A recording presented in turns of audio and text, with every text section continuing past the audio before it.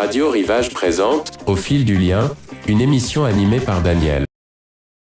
Chers auditeurs, bonjour, je suis ravie de vous retrouver sur Radio Rivage dans mon émission Au fil du lien. Et j'ai le plaisir et la joie de vous présenter Daniel Mellet-Douard, qui est coach de vie. Bonjour Daniel. Bonjour beaucoup. Bonjour Daniel. Nous avons le même prénom, donc on va avoir l'impression de se parler. Alors, vous êtes coach de vie, Daniel, et vous êtes aussi photographe, danseur. Présentez-vous, Daniel, à nos auditeurs. Alors, aujourd'hui, je suis effectivement coach de vie avec un focus sur une forme de coaching qui est très corporelle, qui intègre les émotions, qui cherche à rencontrer l'être plus que le faire. Oui. Et effectivement, en cela, je suis bien aidé par mes deux autres passions, que sont la photo et la danse. La danse, c'est surtout de la danse Buto, une forme de danse contemporaine japonaise. D'accord. Que je pratique. Une danse en fait très particulière ? Ouais, c'est une danse dans laquelle il n'existe pas de forme préexistante, donc il n'y a pas de rythme, on ne danse pas sur une musique. On va chercher ce qui est dansé à l'intérieur de soi-même. D'accord, donc une musique intérieure. Musique intérieure, ou des émotions, ou des états d'être, ou différentes choses qui se trouvent là, quoi. On va appeler. Oui, alors par rapport à votre travail de coach de vie, vous travaillez beaucoup sur l'introspection. Expliquez-nous en quoi votre méthode de coaching se diffère d'autres méthodes. Ouais, merci pour cette question. Grosso modo, on peut dire qu'il y a trois formes de coaching. Le coaching traditionnel est un coaching d'objectif. Je veux réaliser un projet et quand je l'aurai réalisé, je saurai qu'il est réalisé parce que j'ai gagné tant d'argent ou parce que il y a une vitrine avec dessus un nom, etc. Il y aura quelque chose d'objectivable. Oui. Ça, c'est la forme très classique du coaching. Et on est beaucoup sur comment je fais, comment j'avance par étapes vers cela. Oui. Après, il y a une forme de coaching que je trouve personnellement plus ouverte, qui moi m'intéresse déjà plus, que le coaching d'intention. J'ai envie de suivre un chemin, d'aller dans une direction, mais je ne sais pas ce qu'il y a au bout de ce chemin. Alors, je ne peux pas dire qu'un jour je saurai que j'y suis arrivé parce que j'aurai atteint telle chose. Je vais le découvrir au fur et à mesure. Et cette forme de coaching-là, du coup, elle se repose pas seulement sur la parole, parce que la parole renvoie à du connu. Elle va chercher des choses dans le corps et dans les images mentales, dans l'imaginaire, pour voir comment tout ça est déjà en germination en nous et comment ça peut se construire. Alors, c'est un parcours initiatique d'une certaine manière. Ouais, on peut faire des liens avec ce qu'on appelle parfois la quête du héros ou le voyage du héros. Oui. Expliquez à nos auditeurs quelle est cette quête du héros. Il y a M. Campbell qui avait fait des études sur qu'est-ce qu'il y avait de commun dans pratiquement tous les mythes, toutes les histoires, tous les contes, toutes les traditions. Et il s'était aperçu qu'il y avait un certain nombre d'étapes de base dans chaque quête. Première étape, c'est l'appel. Tiens, je sens que je dois faire une chose. Mais j'ai pas envie. Je dis non. Puis ça revient. Bon, finalement, je dis oui. Je prends le chemin. Sur ce chemin, je rencontrerai des personnes qui vont m'aider, des situations qui vont m'aider, et d'autres qui vont me poser des obstacles, qui vont me ralentir. Et je fais avec tout ça, et je continue d'avancer. D'accord. Alors, vous êtes coach, excusez-moi Daniel, vous êtes coach à Paris ? Je suis coach à Paris, mais en même temps, la situation géographique a peu d'importance parce que je travaille beaucoup par Zoom. Oui, d'accord. Et quelles sont les personnes que vous suivez dans le cadre de votre travail de coach ? Si vous me permettez, du coup, avant de répondre à ça, Daniel, je vais parler du troisième type de coaching. Oui. Que vous aviez mentionné, qui est le coaching d'introspection. Oui, l'introspection, oui. Ouais. Du coup, ça, c'est une forme de coaching qui m'est assez personnelle et que je développe pour mettre à disposition de la personne des outils qui viennent du monde du coaching. Oui. Le but ici, c'est de se connaître davantage, soit de manière un peu générale, soit en regard à une situation que je vis, que je traverse, et je comprends pas pourquoi je réagis de telle manière ou d'une autre façon. Et j'ai envie de comprendre davantage. Et donc, je vais aller explorer ça. Et ce faisant, je vais apprendre à mieux me connaître, de temps en temps en faisant des incursions dans le passé pour éclairer le présent, mais avec toujours une orientation vers le futur. Je sais où je vais aller et me connaître va me servir à mieux aller vers ma destination. Et ça, du coup, c'est une démarche que je mets un peu, qui me différencie des démarches de thérapeutes, en tout cas de psychothérapeutes, qui vont aller beaucoup plus fouiller les blessures du passé, ils vont passer du temps là-dessus et qui vont le faire sans forcément être dans le contexte du moment présent et de ce que la personne veut pour son futur. D'accord. Donc il y a en fait un projet à construire avec la personne. Voilà, la personne sait à peu près ce qu'elle veut, même si elle n'a pas toujours les mots pour le dire, et on accompagne vers ça. D'accord. Alors, je reviens, Daniel, à ma question. Quelles sont les personnes qui vous... on peut pas dire le mot consulte parce que vous n'êtes pas psychothérapeute, mais quelles sont les personnes qui font appel à vous?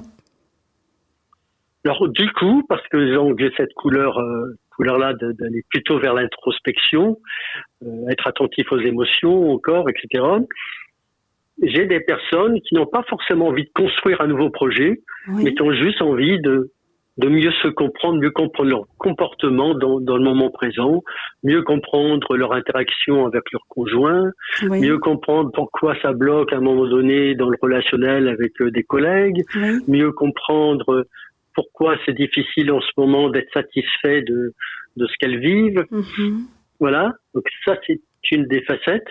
Et la deuxième facette, c'est que j'attire un certain nombre de personnes qui ont une dimension artistique aussi. Oui. Soit peintres, soit des personnes qui veulent écrire un livre, que j'accompagne sur l'écriture du livre. Voilà, j'ai quand même essentiellement ces deux dimensions-là. D'accord. Et parallèlement, vous avez une activité de photographe, la photographie abstraite. En quoi elle nourrit votre travail de coach ?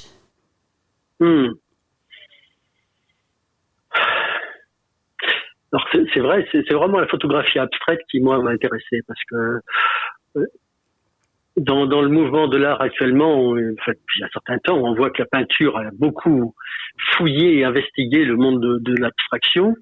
Et moi, ce que je me suis aperçu, c'est que quand on regarde d'une certaine manière ce qui nous entoure, la nature ou notre monde environnant fournit des scènes abstraites que je trouve magnifiques.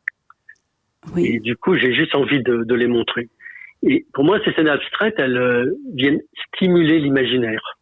D'accord. Elles ouvrent à des ressentis, elles ouvrent à des fantaisies, elles ouvrent à des choses pour lesquelles il n'y a pas de mots. Contrairement à une photo figurative, on dit ça c'est une voiture, ça c'est une fleur, ça c'est un arbre. Là, tout d'un coup, on peut rester sans voix devant. En fait, ça met quelques images sur des émotions. Ouais, ça peut stimuler des émotions et de la poésie. D'accord. Et comment vous prenez vos photos, Daniel ? Expliquez-nous, vous partez d'un paysage. Quelle est votre technique de photographie ? C'est la rencontre. Je vais partir avec un appareil photo et parfois je ne vais pas faire du tout de photos. Ou tout d'un coup je vais tomber en arrêt sur un petit truc que personne ne voit, par exemple une porte pourrie, et tout d'un coup pour moi il y a un univers qui s'ouvre là et je vais rester 1 heure devant. Je suis acheté dans tous les sens. Et du coup c'est des moments de rencontre. D'un coup, quelque chose qui saisit mon regard et là je m'arrête. D'accord. Et alors vous nous dites je suis coach, je suis photographe, je suis également danseur. Comment s'organisent vos journées ? Alors je ne suis pas multitâche. Ah bon ? Non, du tout. Je suis uniquement capable de faire une chose à la fois, mais du coup je suis un peu séquentiel. Et en fait, il va y avoir des périodes dans l'année où je vais faire un peu plus de photos, des périodes où je vais laisser de côté la photo, je vais surtout être dans le coaching, des périodes où je vais préparer un spectacle de danse. Là, du coup, le focus, ça va être la danse. Oui. Voilà, c'est plutôt comme ça que ça s'organise. D'accord. Et alors, vous donnez des cours de danse? Non, pas pour l'instant. J'ai pas donné de cours de danse. J'ai développé une démarche qui s'appelle le mouvement élégant, Oui. qui est une invitation à être un peu plus présent et habiter davantage son corps. Oui. Et le postulat, c'est dès qu'on habite davantage son corps, tout d'un coup, waouh, le corps, il devient beau.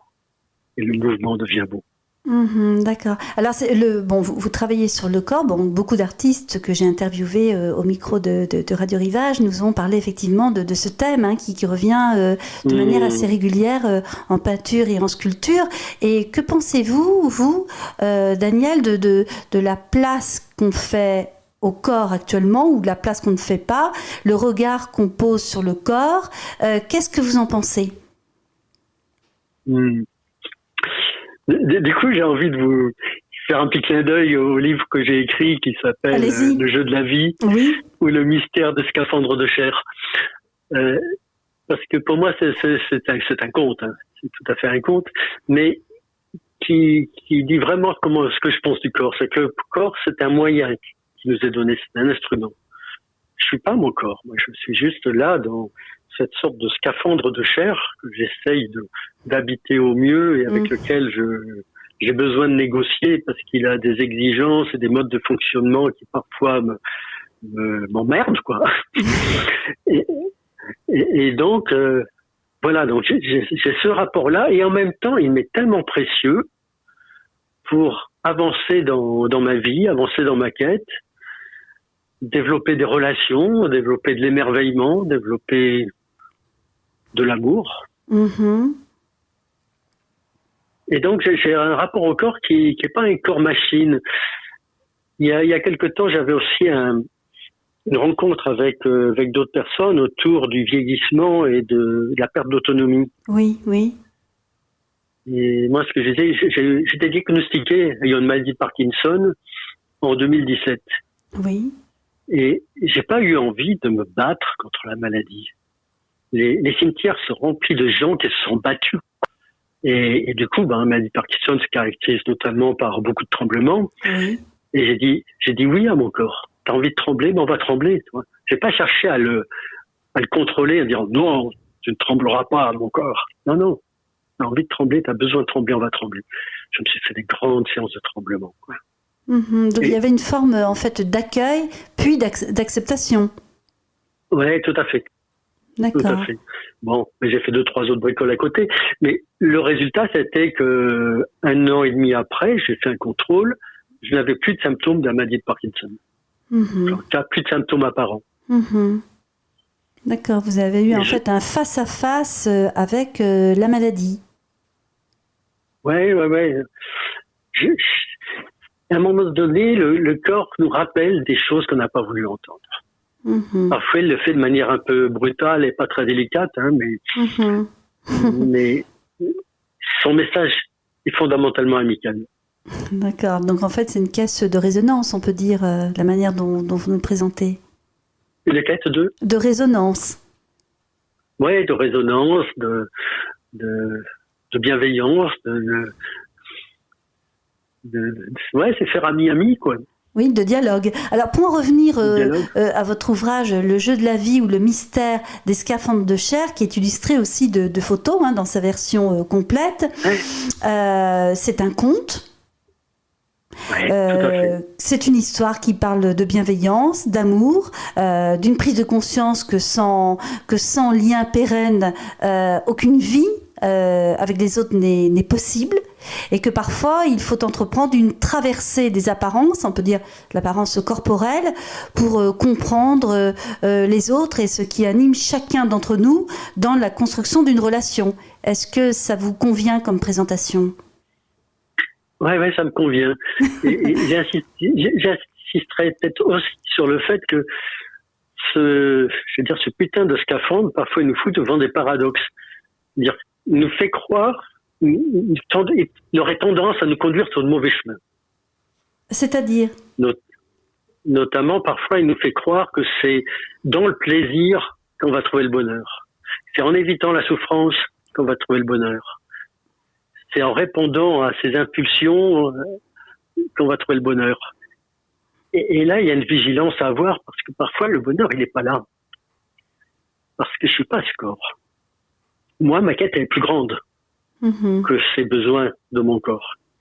Donc, il faut que je conserve cette direction qui va au-delà des besoins de mon corps. D'accord, oui. Tout en l'écoutant et en négociant avec lui. Moi, ma quête absolue, je veux dire, c'est retrouver l'amour divin d'où je viens, que j'ai connu avant de venir m'incarner ici. D'accord, donc en fait c'est des convictions concernant la réincarnation et qui nourrit aussi à la fois votre réflexion et votre pratique et aussi votre écoute des personnes qui font appel à vous. Oui, absolument. D'accord, une ouverture d'esprit.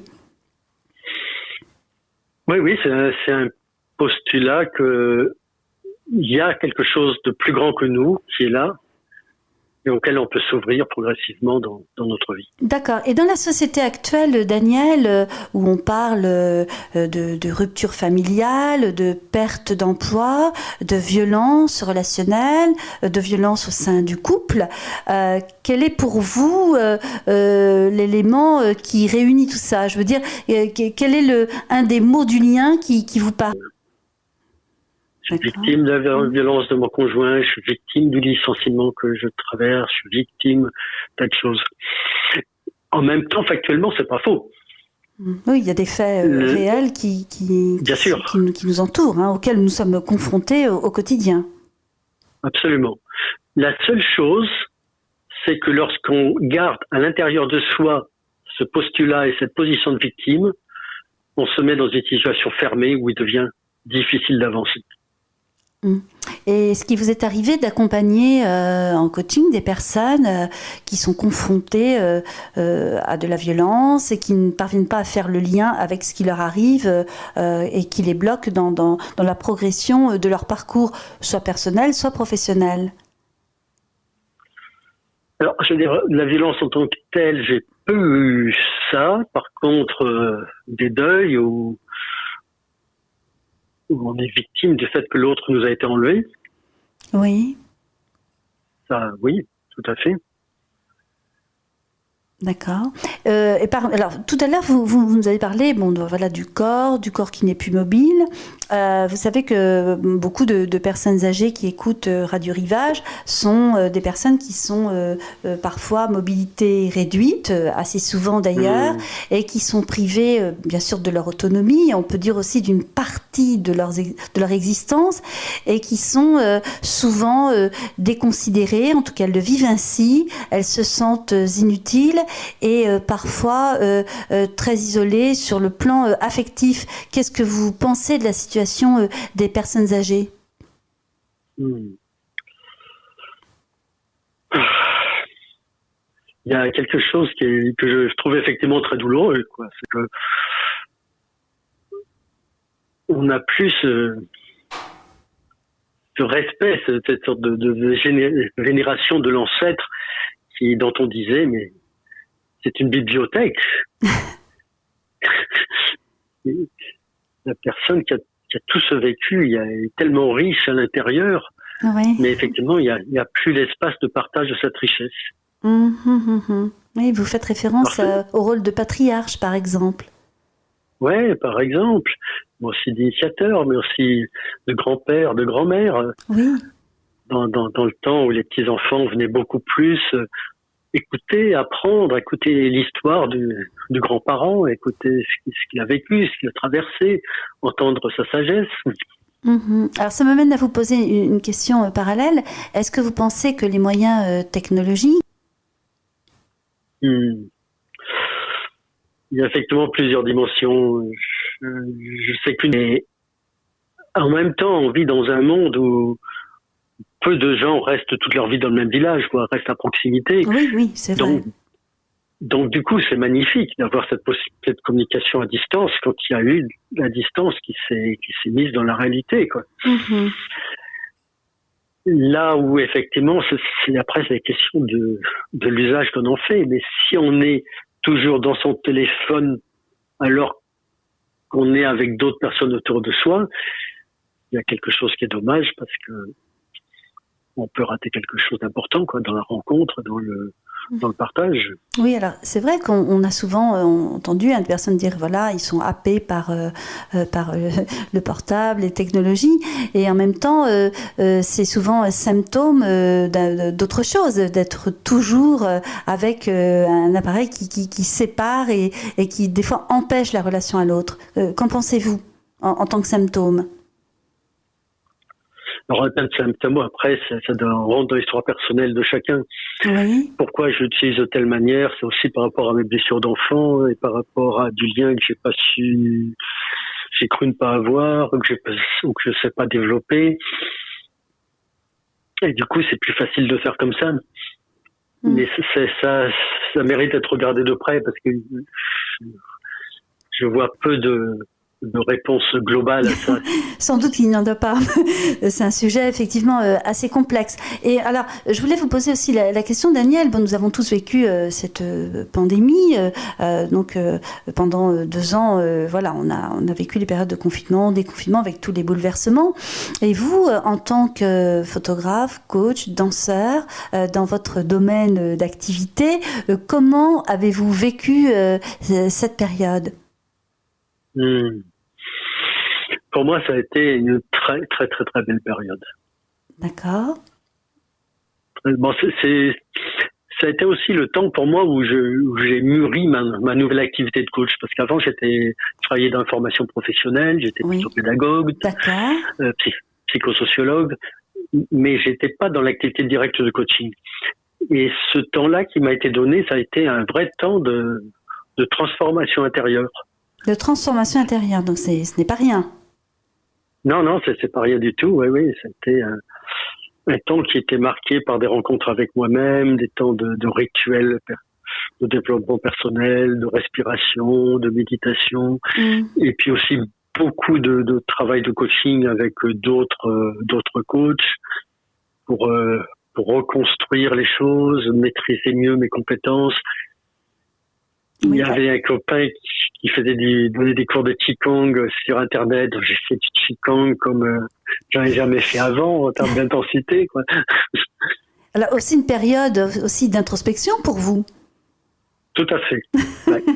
Donc après, ça vous permettait également aussi d'être confronté à ce travail d'introspection qui n'est pas simple pour chacun d'entre nous. Ouais. Et je me souviens qu'en fait, quand le confinement a débuté, je me suis dit, voilà une opportunité de commencer un jeûne. Et j'ai fait un jeûne d'une, je sais plus, 20-25 jours. Ah, quand même. Ouais. Et derrière, il y avait le Ramadan qui commençait. Et je me suis dit, tiens, j'ai jamais vécu ce rythme-là. Je vais le tester aussi. Donc oui, une période de réflexion et d'introspection et puis aussi de découverte. Alors voyez-vous, pour chacun de mes invités, Daniel, je donne une carte blanche que je tends à mes invités pour leur permettre d'échanger sur un qui tient particulièrement à cœur. Ça peut être une découverte d'une exposition, beaucoup de choses c'est souvent très personnel. Si je vous donne cette carte blanche, Daniel, de quoi souhaitez-vous nous parler et comment faire partager avec nos auditeurs? Eh bien, je vais prendre mon livre de chevet du moment. Oui. Il s'intitule Silence, ça kiffe, de Julien Ridouard.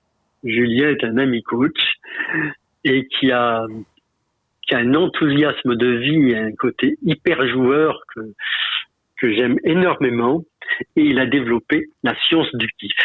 La science du kiff. K-I-2-F-E. Donc en fait un livre très boostant et stimulant c'est un livre super boostant dans lequel il donne aussi des exercices à pratiquer pour développer son secteur de kiff, développer ce qu'on aime et mettre sa vie plus en phase avec ce que l'on souhaite qu'elle puisse être. Un programme. Absolument. Magnifique. Est-ce que vous pouvez rappeler aux auditeurs le titre et l'éditeur et le nom de l'auteur, bien sûr? Alors, le titre, c'est Silence, ça kiffe, point d'exclamation, de Julien Ridouard, Ridouard. Oui. En fait, c'est une auto-édition. Une auto-édition, d'accord. Donc on peut, on retrouvera sur votre page Facebook peut-être ces éléments, parce que vous avez une page Facebook, Daniel, où vous publiez. Oui, j'ai effectivement une page Facebook. Voilà, vos photographies, votre aussi le lancement de votre coaching, et aussi il me semble que vous avez aussi fait part de séances de, dites-nous, vidéo ou audio concernant des séances de coaching.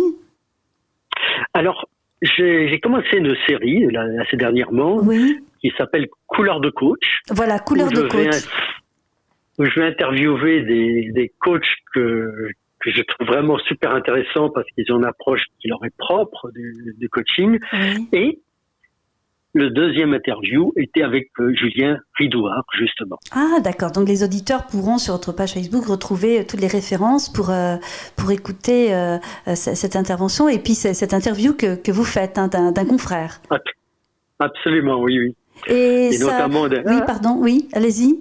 C'est un des grands points forts de cette interview, c'est que Julien Ridouard, il parle du rôle de la peur et d'à quel point c'est important pour lui d'accueillir la peur, parce que souvent elle nous indique ce vers quoi il est bon que nous allions. On a peur que des choses qui sont importantes pour nous. Et donc c'est un marqueur de ce qui est important pour nous. D'accord, oui. D'accord, c'est une concentration sur un point qui effectivement à la fois nous dérange et nous alerte. Voilà. Alors, j'ai peur de parler en public. C'est peut-être parce que j'ai envie de parler au public. Oui. Alors là, vous faites un lien, oui, effectivement, entre la peur et l'envie qui est parfois la même chose. Oui, c'est ça. Qui se confondent. Et donc, du coup, la réaction spontanée, c'est de dire « Oh non, j'ai peur, je ne fais pas ». Mais si on creuse un peu, on se dit « Ah, mais si j'ai tellement peur de ça, c'est justement parce que c'est quelque chose qui me fascine et que j'aimerais savoir faire. » D'où un travail nécessaire d'introspection. Oui, et du coup, si c'est important pour moi, comment j'y vais malgré la peur. D'accord, oui. Alors le thème de la peur qui est très présent dans notre société actuelle, une peur parfois qui est un levier et en même temps peur d'avoir peur et aussi un moyen parfois de pression et d'orientation sur certains. Oui. Du coup, ce qui me vient, c'est vraiment une invitation à tout le monde aussi de faire attention aux informations qu'on accueille en soi. Il y a beaucoup de modes d'information, notamment à la télé ou autres, qui instillent de la peur, quoi. C'est bien de se tenir informé, mais on peut se tenir informé sans rentrer dans la peur qu'on peut nous instiller. En tout cas, il faut garder son libre arbitre pour pouvoir se faire son opinion et puis prendre de la distance. Oui. Bien écoutez Daniel, merci pour cette conversation passionnante et pleine d'authenticité et puis aussi de partage pour nos auditeurs. Je vous dis à très bientôt pour une prochaine interview, Daniel. On peut vous retrouver donc sur votre page Facebook. Et puis, je remercie également Marie-Noël qui m'a aidé à préparer cette interview, ainsi que Bertrand qui s'occupe de la technique du montage et qui m'accompagne avant, pendant et après chaque émission. À très vite, chers auditeurs. Merci beaucoup Daniel, et puis à chacun que vous alliez tous vers vos rêves. C'est le plus bel endroit où aller. Quel joli message pour nos auditeurs. Merci beaucoup, Daniel. À très bientôt. C'était Au fil du lien, une émission animée par Daniel sur Radio Rivage.